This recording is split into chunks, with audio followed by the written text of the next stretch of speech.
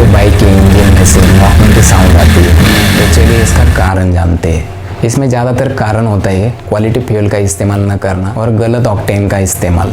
आपके बाइक का spark plug खराब होने के कारण भी नॉकिंग होती है। कभी कभी इंजन के टाइमिंग में गड़बड़ होने के कारण भी नॉकिंग की साउंड आती है। अगर आपके बाइक में से नॉकिंग की साउंड आती है तो तुरंत उसे मैकेनिक को दिखा दीजिए। समय पर चेकअप करने के कारण आपके बाइक की इंजन की लाइफ लंबी रहेगी। अगर आपको ये वीडियो अच्छा लगे तो please like, share and subscribe.